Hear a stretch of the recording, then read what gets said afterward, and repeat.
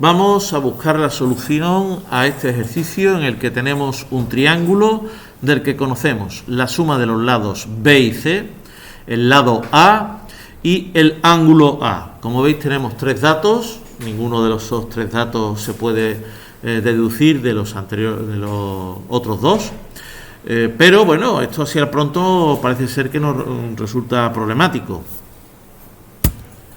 Como siempre, para empezar, me hago un dibujo de la que podría ser la solución del ejercicio, aunque sea a mano alzada, y me pongo los datos que conozco. Conozco el ángulo A, conozco el lado A que está enfrente, y conozco la suma de B y C. Claro, si yo supiese dónde esa suma de B y C se dobla, para saber cuánto es de B y cuánto es de C, no habría ningún problema para resolver este ejercicio, pero no sabemos dónde se produce ese doblez, por así decir. Así que, ¿dónde se va a producir ese giro del lado C hasta tener esa suma?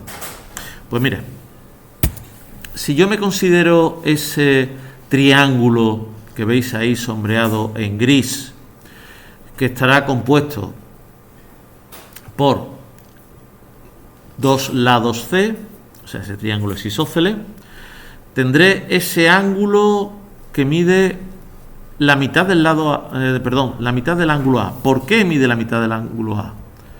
Como veis, ese ángulo A forma con la suma de B y C, sería un ángulo de 180 grados, por lo tanto la otra parte que queda sería 180 grados menos el ángulo A.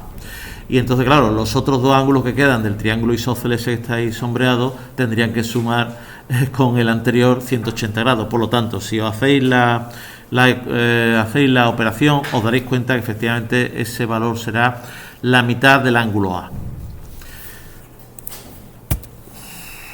Bien, pues nos ponemos la suma de los lados B y C. En el extremo de la derecha ponemos la mitad del ángulo A, que en este caso será 30 grados. Pinchando en el extremo que será, en este caso, será el vértice C. Pinchamos el compás y trazamos un arco con la medida del lado A. Y de ese modo yo tengo dos puntos.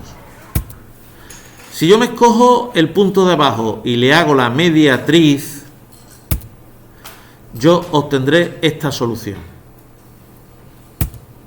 Si por el contrario me escojo el punto de corte de arriba y hacerle la mediatriz al supuesto, fijaros que ni siquiera he dibujado el triángulo isósceles que antes dejé sombreado en gris, obtendré esta otra solución. Estas dos serán las dos posibles soluciones a este ejercicio.